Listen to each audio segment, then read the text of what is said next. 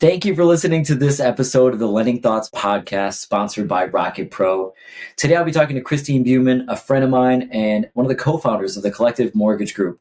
Christine talks about compassion over criticism of thyself. We talk about process and design mapping so that you can build the mortgage business that you want. And we talk about avoiding happiness and instead chasing contentment so that you can build and design the life and the mortgage business that you've always desired. Listen in.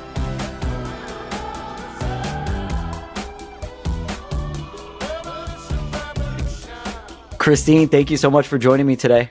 Thanks so much for having me. Absolutely. So for those who don't know you, can you please tell your life story in 60 seconds or less? That's a great question, and I should have been more prepared for it. I would say I was born in Victoria and then spent most of my life in a small town. I had a complicated childhood and fell quickly in love with real estate and mortgages and became a broker when I was 24. And that was a less than warm welcome into an old boys club. So lots of experiences, lots of wisdom earned those early years in brokering. And then started my own brokerage in 2020. And throughout that window of time, had babies and moved houses. I'm a longtime property investor myself as well. So have done a lot of different investment scenarios. And other than that, I would say mommy, mortgage broker, student of life, and as of late, cancer thriver. That's amazing. Yeah, you have an incredible journey. I know a lot of people are following along on your journey as well and rooting you on in that regard. So I'm curious because I'm always looking to learn how people land in this mortgage business. You said that you kind of like fell in love with real estate and mortgage from like a very young age. What do you think caused that? What led to that? That's a good question. My dad, when I was really young, would pay me the value of a book for self-help books. And so where other people were reading like Goosebumps, I was reading How to Win Friends and Influence People. So probably from that foundation, I wanted to be self-employed. I wanted the freedom and the ability to make as much money as I wanted, to be able to cultivate a life that was in alignment with what felt great for me. I have a very flexible personality. And I'm also fiercely independent. So working for myself felt like it was going to be the best solution for me. And so, yeah, I don't think I immediately thought of mortgage brokering. It was real estate that I was most interested in, and really that I didn't want to pay someone else's rent. Or didn't want to pay someone else's mortgage, sorry. I've been living on my own since I was 15.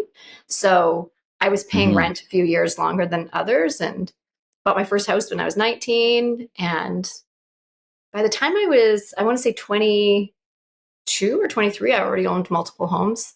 So it was a passion of mine. And I had always used a mortgage broker and was confused why other people didn't. And then a friend of mine, I was actually working in a restaurant at the time, and he came in and he was becoming a mortgage broker. I was going to school for acupuncture, changed course, and of course, and then thought, well, that would be a perfect fit for me. And here we are. So in some ways, was it about your own needs and, your own learning adventure to help you buy, sell properties, rent properties, figure all that out? Or was it right out of the gate, like, I'm going to like build this huge mortgage business? I definitely didn't want to build a huge mortgage business. It was more just I was passionate about it and I was interested in it. I found it really interesting. So I would spend a lot of time just studying real estate. Yeah, more than anything, I was just curious about it. I was exploring a curiosity for myself. And it was something I believed in wholeheartedly. But it was also unique to me at that age that I was so invested in real estate. So friends would often come to me for advice. It's funny now looking back, because I remember telling them wrong information I just heard. And so I would actually end up studying the information myself for my own knowledge. And then other people would ask me advice on it, and then ended up saying, hey, this is something that I could really find interesting and that I could get behind. So. Yeah. So when you think back to the early days, how did you get some of those first clients? Because it's, one thing to like go in and start figuring out for yourself all the ways you're wrong, for sure. But then actually to get people to call you for their mortgage as well. How did you go about building a client book? I was 24 and I had this curly hair, my high heels, walking around. No one was taking me seriously, probably including myself. And the thing that I did that I think was one of the most important parts was that I treated it like a business from day one. I rented an office space and I was there a minimum 8 to 10, sometimes 12 hours a day, doing everything that I could. And it was a job structure to me. You are able to do it from home. I mean, there were certainly windows of time where I managed kids and I did all of that. But in those early years, it was important to me that my priority was putting the energy out. So I did things like every Sunday, I would also go around, I'd get a whole bunch of coffees, and I would go to every open house and just introduce myself to the realtor, give them a coffee and my business cards. I emailed every single realtor in my small community and asked them to go for coffee. And funny enough, a few of them that ended up saying yes, I was shocked they would even agree to talk to me. And we ended up developing great relationships, and we are still referral partners, 15 years later. So I also spent most of that time, if I wasn't looking for clients, I was working on becoming a broker who I would be proud to market and who I would go to myself. So I spent a lot of time just learning different products. I mean, we know that the mortgage courses aren't always the most informative and they don't always set you up for success. So I would study all the underwriting guides and I was meeting with every lender that I could. I was looking for unique opportunities. When I would meet with the clients, I remember getting my first online lead and calling another broker. I got this lead from online. He was like, just FYI, it's probably not going anywhere. But I spent a lot of time just trying to get as many people in front of me as possible so that I could just practice. And I also was prepared that I wasn't going to make any money for the first 6 to 12 months. I had saved up enough that I didn't actually have to earn any income for a minimum of 6 to 12 months just for my own sake. So when people would come to me, I was really choosing to experience it as practice and as gaining knowledge and experience rather than gaining the income that would come as a result of funding that mortgage. I wonder how important that point is, because when people can sniff the desperation, right? Like people are intuitive in the way that we feel one another. Oftentimes like that new mortgage broker, like you could tell that they need this deal so bad. Yes. And then you talk to like the professional mortgage broker who's been doing it for years and years and years and has clients and whatnot. And there's like a sense of, I don't need your individual mortgage, right? Like I'm happy to help you. Yeah. So much so that they'll say, hey, I only work between this hour and this hour and I don't answer my phone on weekends or whatever that thing is. Or they set their own boundaries. And it's like, well, hold on. I build my whole business on the fact that I answer my phone 24 hours a day, 7 days a week, stuff like that. And some people say like, hey, in the beginning, that's fine. But after so long, you don't need to do that. So it sounds like a lot of it was, A, you had patience. Yeah. B, you were actually genuinely interested for yourself. Yeah. And C, you were a student of the game. Like you were actually invested. You would use that client conversation, that opportunity as a way to use the, maybe 60 hours you just spent studying over the last couple of weeks when someone's like, hey, so what does it mean when I, want to offset rental income? You're like, haha, I just read the whole book on offsetting rental income. Totally. Yeah. Yeah. I would literally go to the tax sales. If you don't pay your property taxes for 3 years, then your house goes to tax sale. And I would go there and sit there and I was printing out all the lists and learning of every single possible opportunity that could exist in real estate land. And that was for me personally too. That was a personal interest, Yeah. And so when someone would start to fall behind their property taxes, I can explain to them exactly what will happen because I've sat in those auction rooms and been able to sort of gain experience around that for sure. So I would say if someone is starting out, that framework of all those things were important to me, but probably the biggest one was treating it like a business, not like a hobby. So you showed up every day. You talked about having structure. Yeah. And I want to learn a little bit more about that. Like, what does that look like to you? Yeah. Like, are you showing up at the same time every morning, going home at the same time every day, regardless of whether or not your phone rings? Like, what does the structure look like at the beginning of a mortgage business? So I would say it was exactly the same time. I would show up at the same time, leave at the same time, have those same commitments to myself. I had small commitments. For example, it was important for me to stay active. So I would walk to a lunch with someone at least once a day. And I would do 2 handwritten thank you cards and I would track these goals for myself. So of course I had long-term goals and objectives, but more than anything, they were task oriented. So I would do 2 handwritten thank you cards every day. And still to this day, it's a practice that I try to do. I would do 5 face-to-face meetings a week. So that would be typically trying to walk to and from someplace where I was working.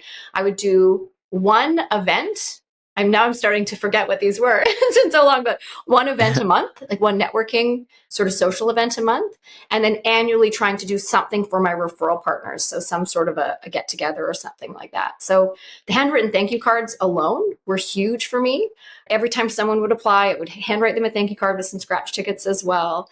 And so really starting to focus on those small details, and then it just amplified over time. And that's how I would gauge success for myself. I love that your goals were very action based rather than outcome based, because at no point yet have you talked about sort of like the big dream, but I do want to get there, which is to ask you, did you know, hey, I want to be, Christine, superstar mortgage broker extraordinaire. I want to build a company. Did you want to just build like an individual book of business that provided you the ultimate freedom? Like, what was the original goal, and how has that changed and evolved over all these years that you've been doing it? And what does the goal look like today? The original goal was to be mortgage broker, which would facilitate being a mom. It was to have the flexibility. I was, freshly getting married, wanting to start a family. And so really, ultimately, I wanted to have a career. I've always had this drive and I've always had this passion. And also, I really, really, really wanted to focus on being a mom. And I felt like it would give me the freedom. Looking back now, I mean, obviously, I think a lot of people get into mortgage brokering thinking, oh, it's going to be able to have all this extra time. And it's not the case. So I would say that was my primary driver, was to be able to have a flexible opportunity that would allow me to be as present of a mom as possible and also be able to be growing a business at the same time. And it definitely was for a while, until it wasn't, until I was spread so thin between both trying to be the best mom that I could and also trying to be the best business person and mortgage broker that I could.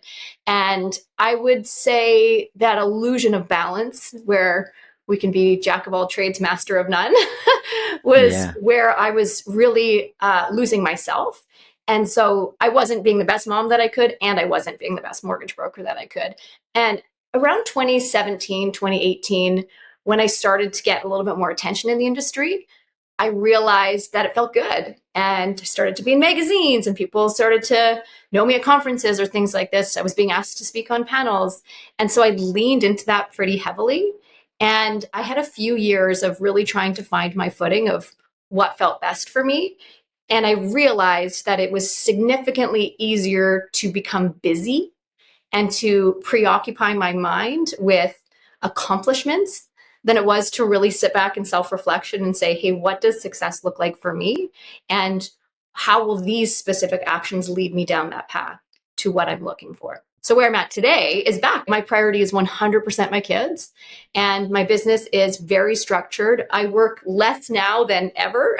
Of course, in Cancerland, I have an amazing team who help run everything for me, and they follow my process. And I feel like they've really grown with me through all of our different challenges and celebrations. And I feel more successful in my business now than I ever have, because I finally feel like I have the freedom.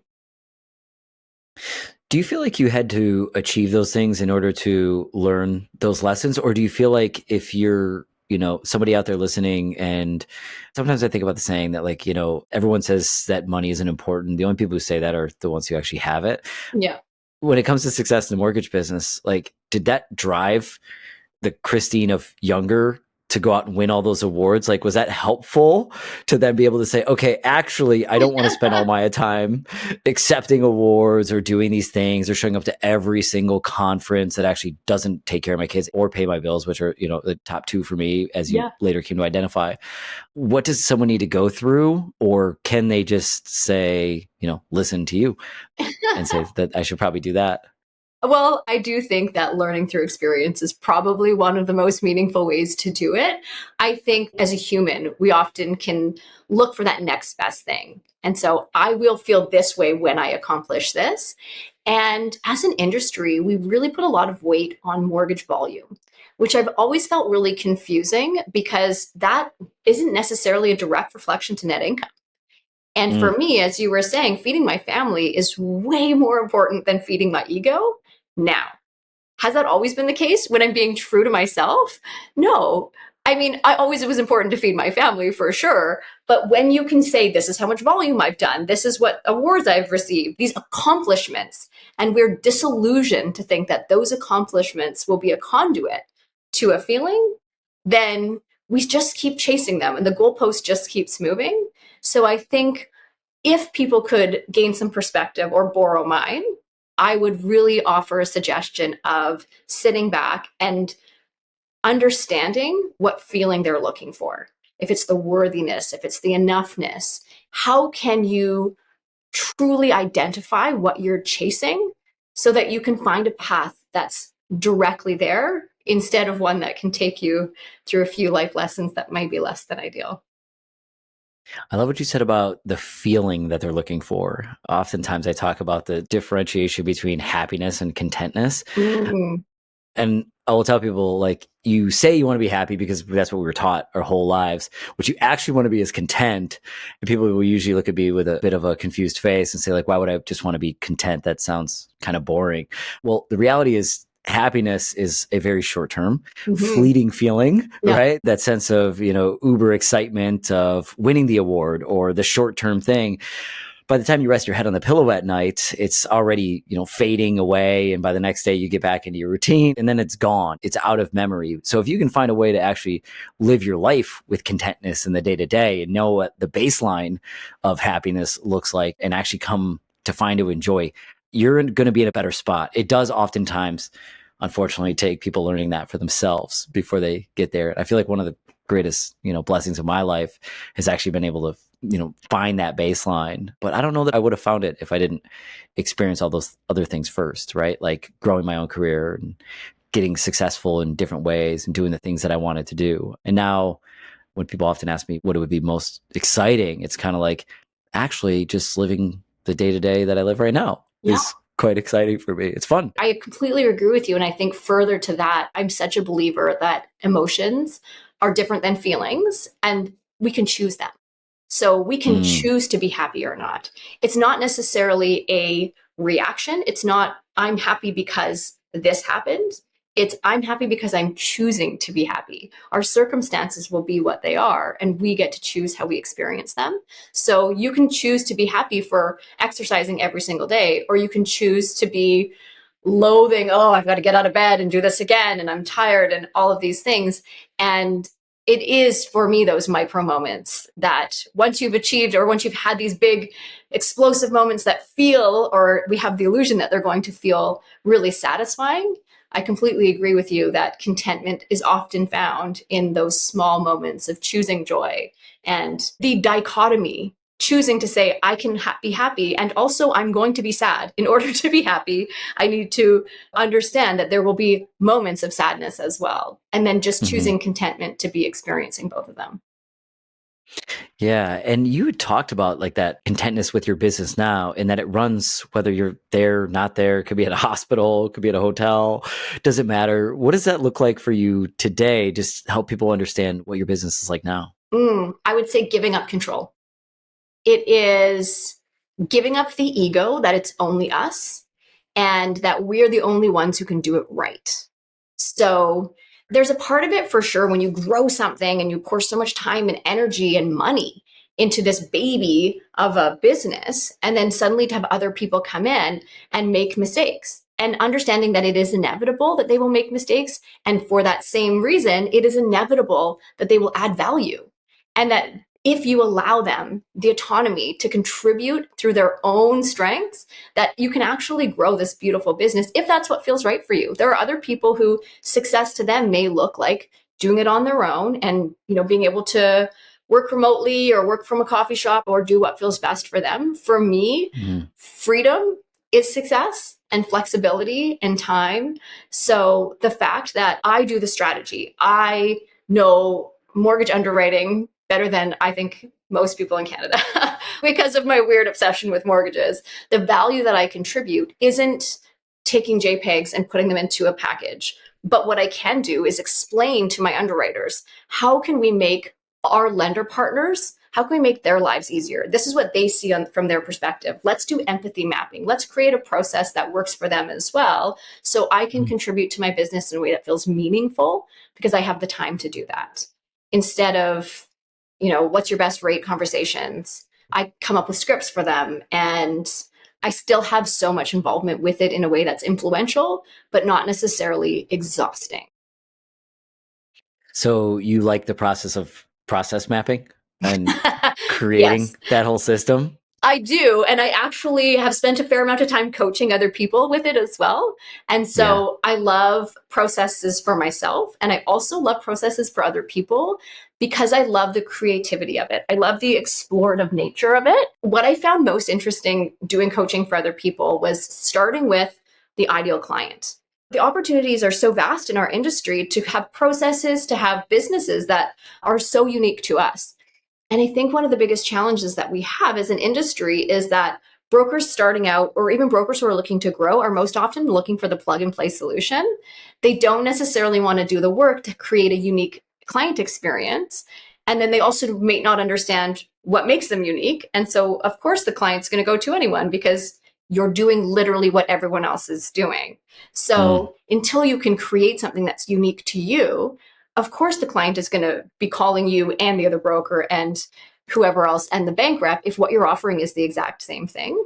So I love narrowing it down to starting point being who's your ideal client, because I have this whole series of exercises that I like to go through. And most often it's not the person who the broker is starting out thinking that they serve best. So I'll give an example of a broker who gave me permission to share. Is he really thought he loved working with investor clients. He's a longtime investor himself, so we really connected on that. And that's where he has a whole bunch of knowledge and experience. And then after we went through all of this exercise, he had actually come previously from the healthcare industry. And we went through it and he was like, I actually don't love dealing with investor clients who have all of these different properties. They're really difficult to approve. And really, when I come down to it, it's so much easier and fluid and fulfilling for me to deal with people who are in healthcare. And so it was complete opposite. And okay, well then let's talk about who's in healthcare. Who is it within that bucket who you serve best? And then really tailoring the process to that. So I oftentimes would get people in our coaching that would say, what about gifts? We would segment each of the part of the process with gifting. What does that look like? Well, if your target audience is B clients, so that's going to be significantly different than first-time home buyers. And the gift that you're going to send to the B client is probably not going to be the same splashy one that you could send to a first-time home buyer to their work saying, congratulations, you bought your first home. We're so excited to have been partnering with you. Doesn't land as well when you're like, congratulations, you paid out that consumer proposal. Now you can, get back into your Porsche, and hopefully everybody doesn't know that this facade that you're cultivating is not true. So every part of the process is so unique and different. And I love that creativity. And I love when you can pull that out of people and they have those aha moments of, this is how I serve best, because this is what feels best for me. Yeah, that point of like, if you serve everyone, you serve no one, always just sticks with me too. I'm much the same way. I've had many of those similar conversations with people.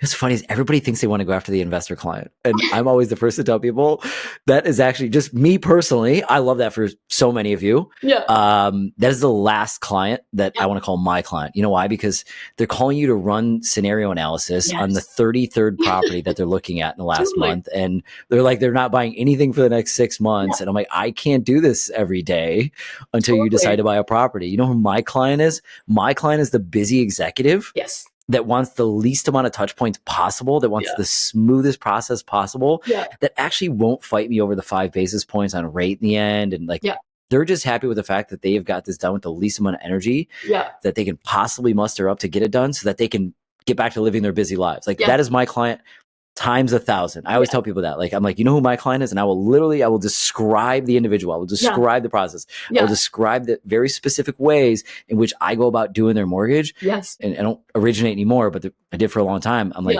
I'm your get done guy. I'm like, what does that mean? I'm like, I am the guy who will get done so that you don't have to.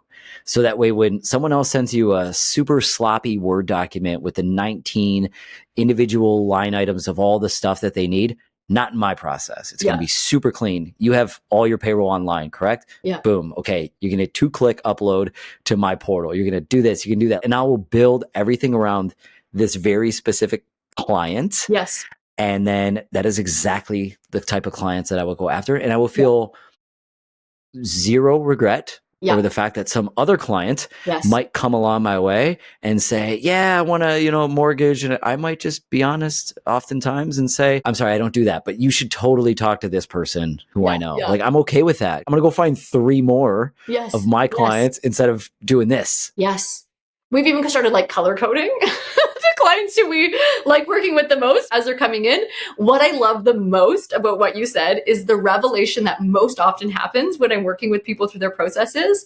I would suggest that that person you've described is quite similar to you. It's quite similar to me. No, it is me in the mirror. Because what would I want? Yes, exactly. Right? And that's usually after we really pick apart what people are looking for. It's usually ourselves. So we did this exercise within our team, and it was like young moms who, they don't have time to be putting together all these things. So we can help them do all these things in a certain way. And we all laughed afterwards. We were like, wow, these qualities that we're looking for in our clients are like ourselves. But it was amazing because then I said, okay, well, if you've got a newer broker and they're calling you because they're whatever working, answering their phone, they're calling you at 8:30 at night. We look at who our ideal client is. What are you doing? What's our ideal client doing? They're doing bedtime with their kids. You know what they don't want is their mortgage broker calling them saying, hey, here's the update for the day, which is, it's an okay touch point, but it doesn't land as well as if they get it at, say, 4:30. They're just about to come home from work. They can look at it. Okay, great. It's just a part of their task list, right? It doesn't land as well if it's 8:00 in the morning and we know they're trying to get their kids off to school. So then how can we accommodate them in a way that we know is going to feel best for them because we know them. We are them.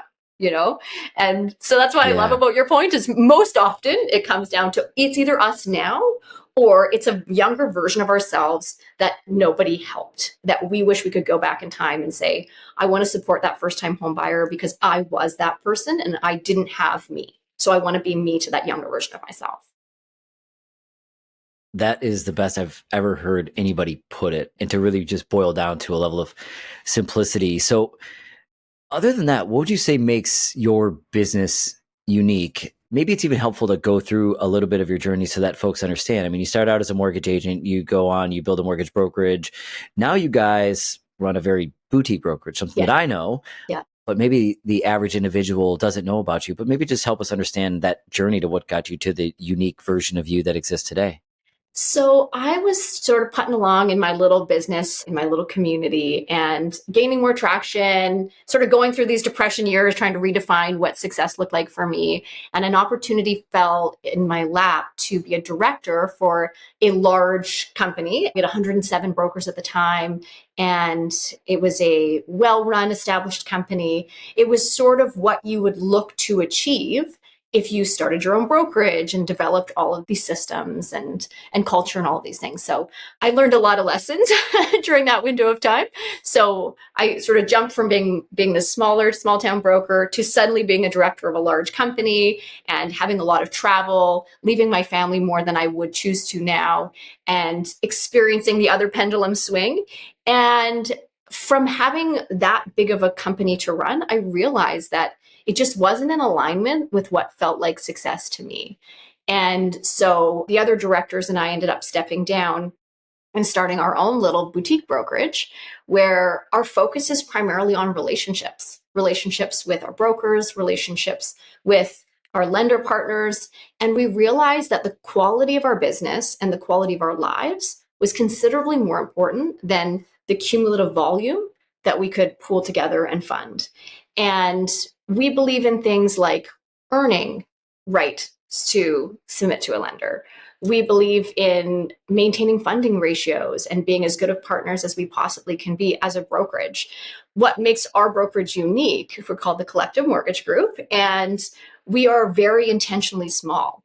So our average agent will do around 40 million and minimum 10 years experience, and we require a minimum 80% funding ratio across all lenders.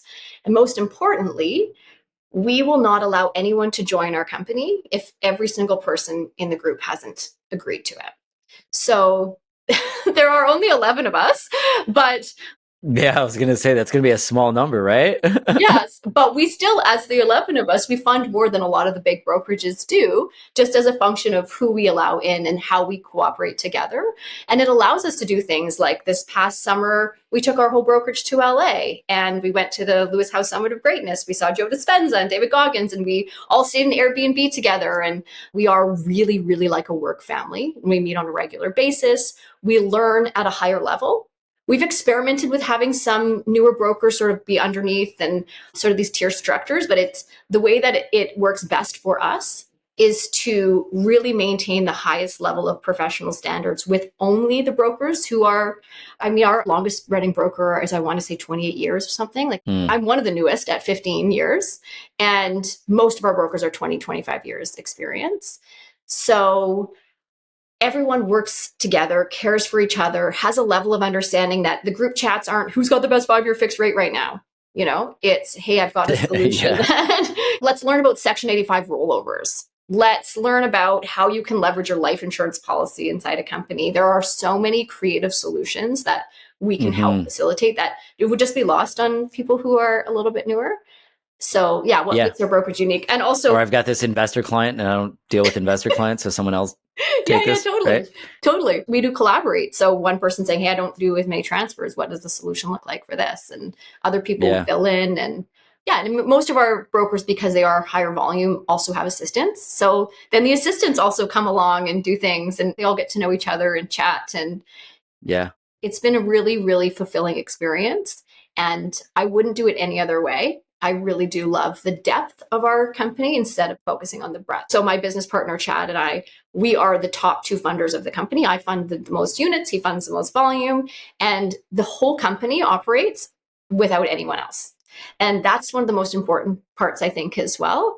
Just sort of going back to having saved up my first 6 months of all my expenses when I started my business is it's important to us that we don't need brokers to fund volume in order for us to achieve what we're looking for as success within our company. We really could just fund our minimums. We built the whole company that way.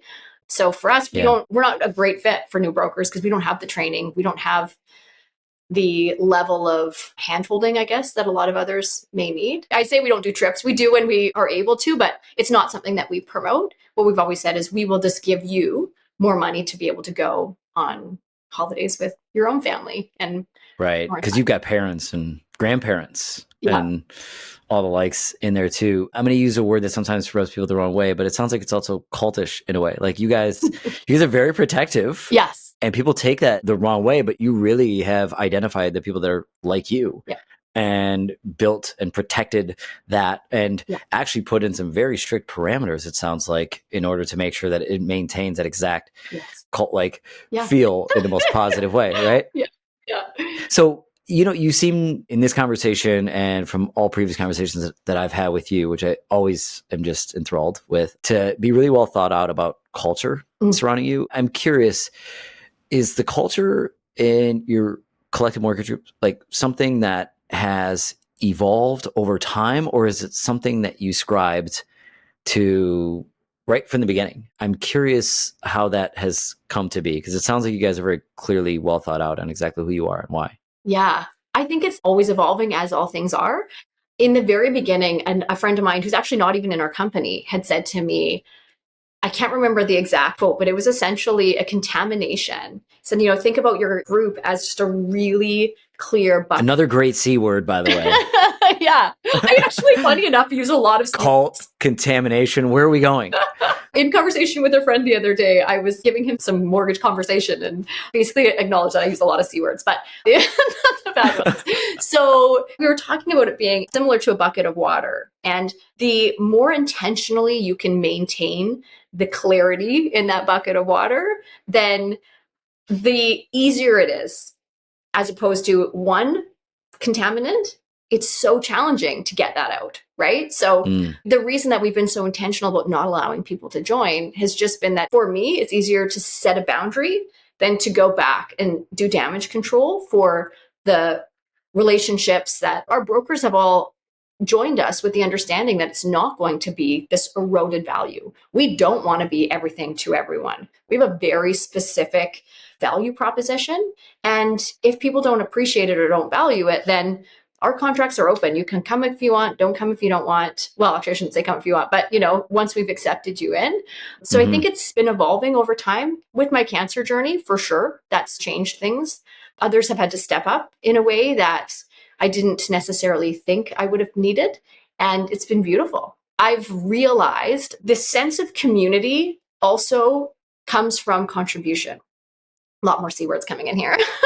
But I'm following, yeah. I think it's interesting thinking of culture because oftentimes we think that it's just top down. And I've realized that when you're just witnessing or when culture is an entertainment for you and you're not actively participating in it, it doesn't stick in the same way as if you can feel as though you're contributing to the culture and that you're in this community connection, then it seems to really amplify or really deepen the relationship within our group or within whatever community you're looking to do. Culture, community, connection. I'm following, and I could not agree more. It's really well said. So maybe to bring us home on this, that's quite a journey. All that just on the mortgage brokerage career, as mentioned. And for the last handful of years, while also battling through cancer. But you sound like you really built the business that you want to build, and you're now living the life that you want to live despite some of the challenges that you're facing right now. What do you want your impact to be on this business, this world? And how do you think about legacy? Legacy is a really interesting concept when you're facing stage 4 cancer.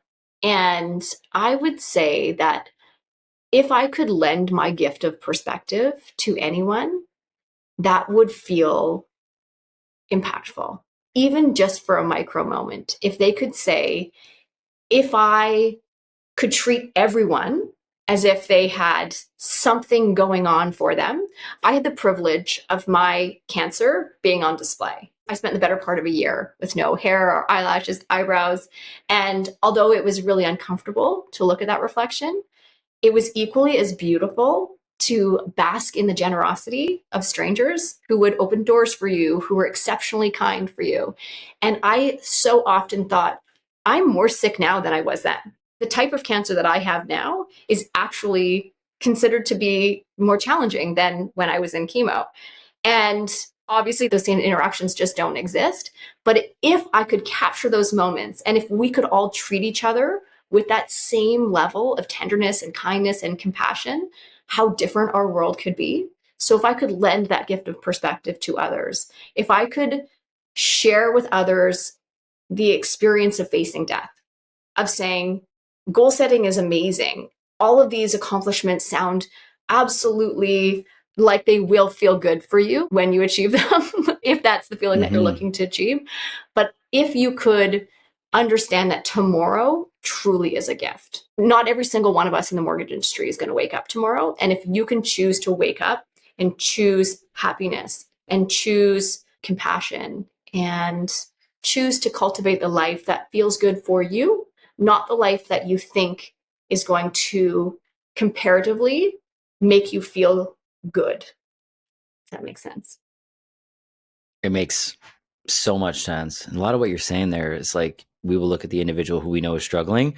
We will be so compassionate towards them, but we don't offer ourselves the same sort of compassion and kindness, right? Because we're all going through something in our own way. And I do think that's why sometimes, you look at the person with no hair and eyebrows, like you mentioned, and we see people that we love in our lives who have been through something like that. And we see a part of ourselves, but in so doing, we often forget to give ourselves a bit of grace as well. Totally. And I think in the absence of grace, sometimes we can fall prey to finding criticism.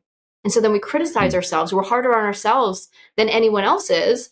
And then what happens as a result of that, we project those emotions onto other people.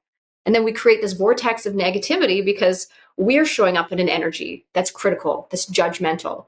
And if we could just choose that grace and compassion for ourselves first and say, wow, that was a really hard day, shouldn't have probably said that. I will apologize. I'll take ownership. I'll be accountable for it. And then I'll just give myself a tremendous amount of grace.